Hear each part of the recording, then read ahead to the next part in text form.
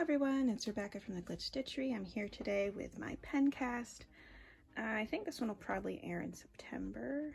Is that right? Yeah, I think that's right. I film them a little bit ahead of time, so I get a little bit confused sometimes.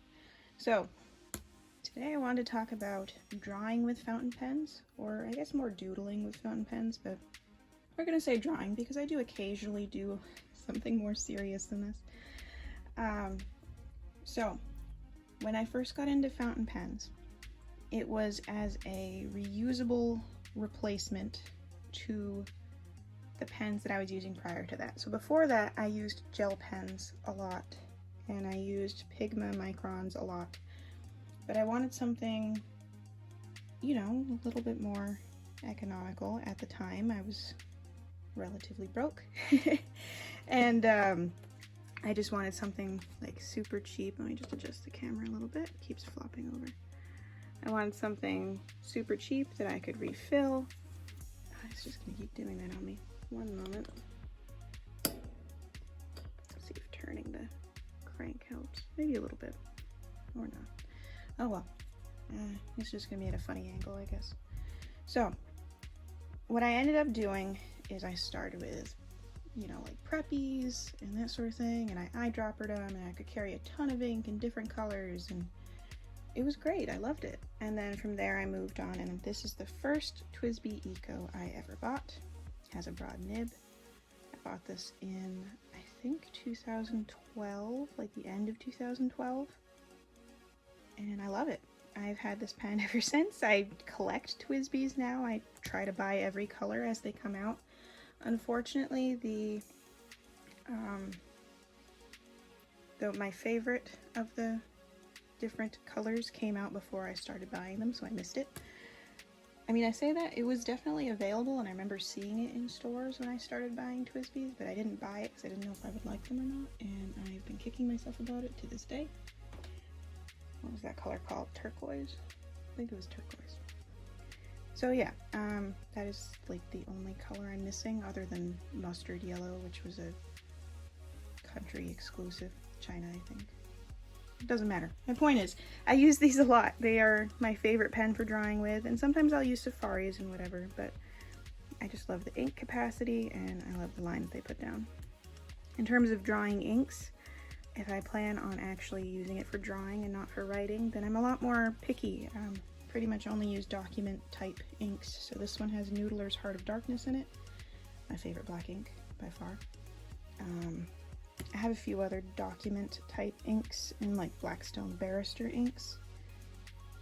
But this is usually the one I end up using. I like using them, so I'll do a watercolor painting over a pencil sketch, and then I'll do the inking after the watercolor painting's done with TWSBI Eco. Alright, so specifically what I wanted to talk about was paper today. Now, as I mentioned, I like to do watercolor and then draw on top of them with the fountain pen. That means I need a very specific category of paper. Now, the thing with watercolor paper is that it tends to have a lot of texture to it, or at least the cold press paper does. So I have one here. This is like a little watercolor field book, and it's very textured. Now, while the fountain pen could probably write on this, it's not going to go as well, and sometimes a lot of texture can make it look like it's feathery even though it's not. So I prefer a very smooth paper. Now, there is watercolor hot press paper, and that's super smooth, and that does really, really well. However, it's really expensive compared to some of the other papers. So for sketching and just doing studies and practicing and everything, my best bet is something more along the lines of a mixed media paper. I mean, I do try other stuff too. Like this one is a watercolor paper that I was playing around with, and it does have some texture, but the pens did do fairly well on it. This is a Pentalic, I think it's called an Aqua Journal. So that one is technically a watercolor paper that works, and then the Stillman and Burn Beta series does have kind of a watercolor paper texture on it, and it does really well.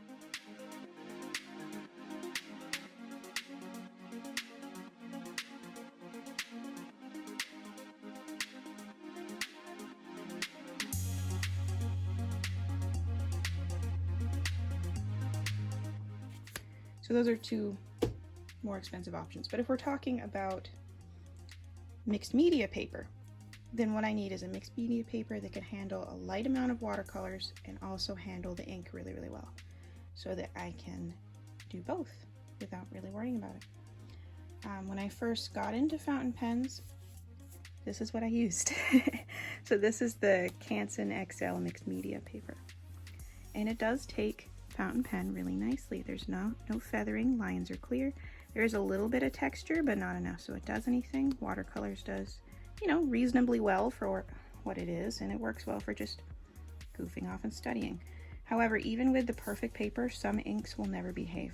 Blackstone Barrister Purple in particular tends to be like a really misbehaving ink for me. It never really dries, or at least not on most papers. This was one of the Diatramontis document inks. I can check which one. So that's the turquoise. It's a little bit dull for a turquoise. It's not like a super interesting color, but it behaves reasonably nicely on this paper. And I've mentioned before how much I love Mori paper. That one's not a mixed media paper, that's just a writing paper. And it is wonderful for that, but a lot of the document inks feather really badly on the Mori paper. Let's see if I have one example in here. This is the Mori one that I use for sketching most often. There's a lot of doodles in here.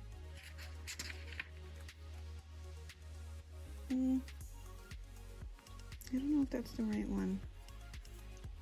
It's not even necessarily that it feathers, but it's like a much bigger line than I would expect. I guess it's a very wet ink, so I don't like to use it for that necessarily. I like how this one came out. The thing with using Mori paper though is it's not really meant for wet media, so if I use anything more on the wet side, the paper tends to curl up a bit. I like it, it's just not for it's not for watercolors. It's more specialized. I can use it with fountain pens of pretty much any type, but if I want something that works for both, it's going to have to be mixed media paper.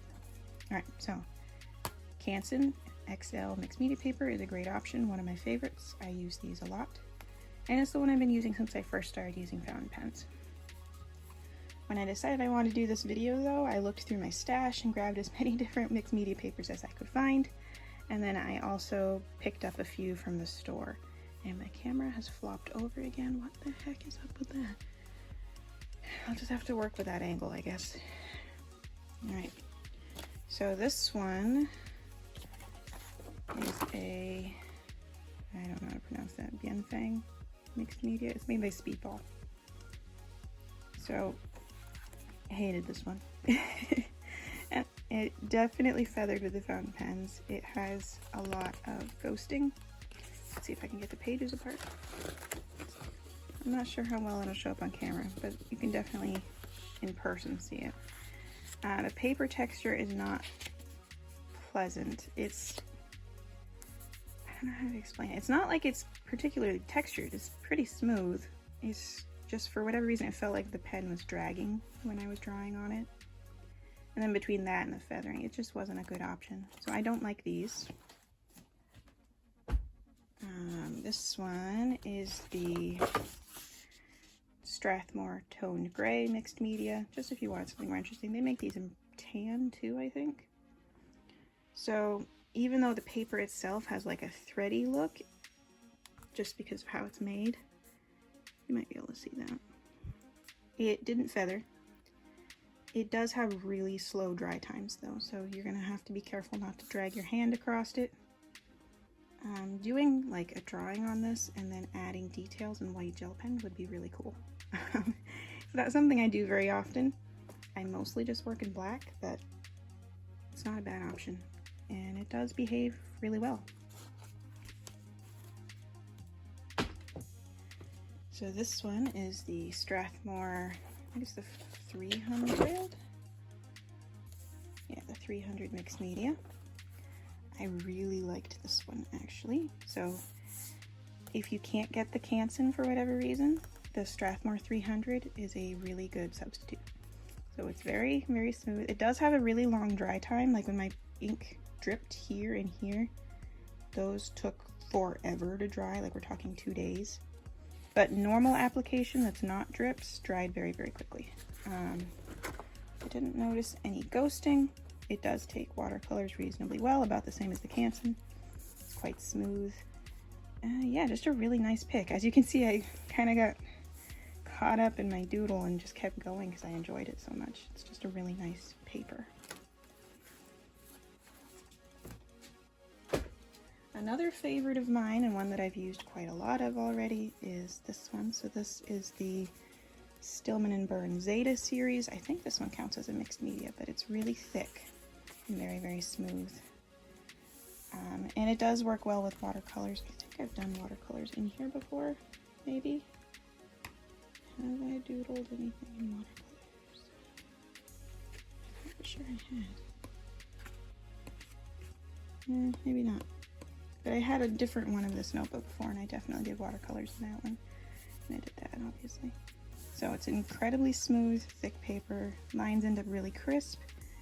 I don't think there's any feathering. Any looks where it looks like that are probably just my hesitating. Like right there, that's just lines crossing over each other. That's not feathering. So yeah, very crisp lines. Paper is super, super white. And you can work on both sides, which is nice. Love these. I wish they were more affordable because I adore them. This one is not a mixed media notebook. It is a sketchbook type, but I just tried it because it was on sale and I figured I would give it a shot. So this is Reflections Bound Sketchbook by Creative Mark. I don't like it with the fountain pens. It wasn't even really feathery exactly. Like the paper is pretty toothy because it's a drawing paper, and I think what I'm seeing is the pen going over the toothiness as opposed to actual feathering. But there wasn't really any ghosting either. I just don't like this texture. There's nothing wrong with the paper really, and it's just not bad, but the feedback noise was driving me insane. I just did not enjoy it. But again, nothing actually wrong with the notebook. It's just not good for me. Alright, this one is a Target brand, so this is Mondo Llama mixed media paper. I did not enjoy it. So there was a lot of show through. I think you can see that. There was feathering. The pen seemed like it was dragging, and it's just a paper's reasonably thin for mixed media. And it just kind of feels more like a drawing paper than a mixed media paper. So I'm actually giving this one to my younger brother, because he works exclusively in pencil, and I think he'll enjoy this one more than me. Finally, the last paper I tried was the Fabriano mixed media. So this is one of the fat pads. It's ginormous, 150 sheets of paper, and it was, I think it was on sale for like $17 through Jerry's. So that's just an incredible price for this much paper. That's like 3 of the Canson mixed media pads for, if we're talking this size, they're like $13 or $14 for the Canson mixed media. So this was $17 for 3 times the size. So yeah, that was really good. And the paper behaved pretty well. I mean, it does have a little bit of texture, but not too much. It's pretty similar to the Canson. It took the ink really well. I even droppered some like India ink on it to see what it did. I had wet it first. This was a wet on wet application. So, I mean, that is expected, but it did really nicely. No real feathering. I don't know how well you can see it. Really nice and white. I don't like that it doesn't have like a more permanent binding, so as I finish, I'm gonna have to just take these out. But for practice, or just to rip off sheets to take with me to work on it somewhere else, they're really nice. And you could also like fold these in half and make tiny notebooks out of them. So there is that as well. And I did do a second test on these with watercolor, I think. Let me go grab that.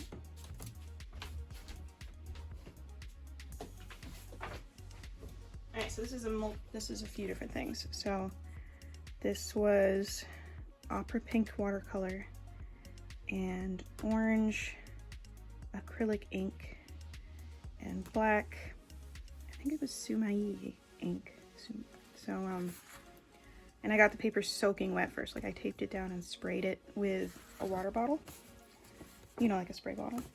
And considering this is just mixed media paper, I think it did really well. Like there was some warping, but I was impressed. So I am fully confident that once I finish up my current mixed media pad that I'm working through, I'll be fine to do my tests and samples in this. I'm just going to have to put the finished samples and tests into some sort of folder, I guess, since this is not a permanent binding. Alright, so that finishes up all the papers I tested. Let me think. What else can I show you? I mean, I do this sort of stuff a lot. Like I've been doing some separate videos about painting specifically because it's currently, it's fascinating me, but this is the Heart of Darkness on Canson Mixed Media. God, my camera's doing all sorts of stupid. Why is it doing that? I am so sorry for having to move the camera so many times. It just keeps drifting off of, it's on one of those arms and it keeps drifting out of place. It's driving me insane. Alright, so Noodler's Heart of Darkness on Canson Mixed Media, and I just love the way the lines come out and how clear everything is. This is kind of a big size for me. I've been bringing it around with me lately, but this is not the size I normally work with. I normally prefer more like a 5x8. This is a 9x12. Which is a little too big for just in your bag type sketchbook. But I do like how everything's behaving on this paper, and I don't know, I don't think I have much else on here. This one's just my swatches. So yeah, the other one has a little more in it, but I've been doing more watercolor lately than pen and ink, so there's not very many finished right now.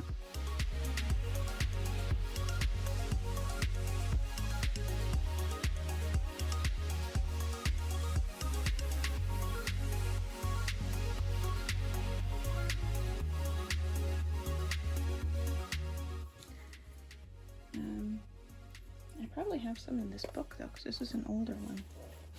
I'll put that one down.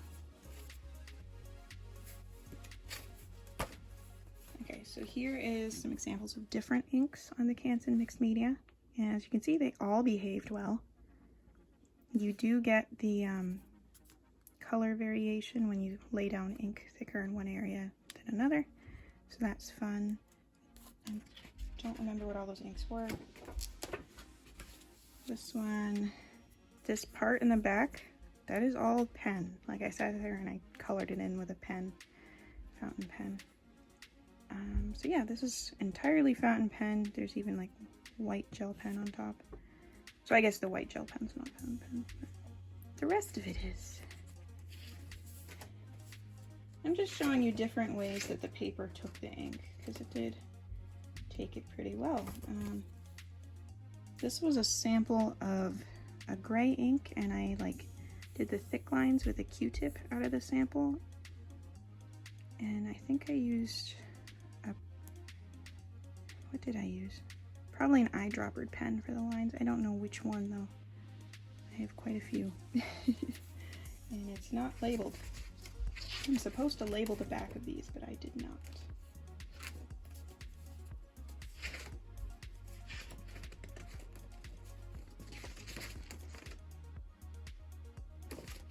I wish I had labeled that one. I want to know what red that is, and I have no idea. I am so sorry for all of the me doing stuff off screen and then showing you it. I don't know how else to really get through this notebook quickly. And there's a lot of parts that are just like written notes to myself that have nothing to do with drawing, and I don't even know why I wrote them. So yeah, I guess that's it for this notebook. I did not use it for very long before doing this sample. So yeah, if you are trying to choose a paper and you have never chosen a paper for drawing with fountain pens before, the Fabriano Fat Pad or the Canson XL Mixed Media both work really well. If you're just going to be drawing and you're not going to be using any wet media really, then the Midori works really well as well. I really do love Midori paper. I write all my letters on Midori paper. And if I'm just like doodling with a pen and I don't plan on doing anything else with it, I will grab the Midori notebooks. So yeah, I guess that's about it. I just wanted to, you know, talk about paper and drawing as we get closer to Inktober. I know not everyone does Inktober anymore. I don't plan on doing the official Inktober. I might look around and see if I can find a different, what is the word? I'll go with list, a different list of prompts. Prompts, that's the word I was looking for. From someone else that's not the Inktober people. Or I might just make my own, I don't know. But this pen has gotten me through so many Inktobers, and it's going to get me through another one. So thank you so much for watching, and I hope to see y'all again soon.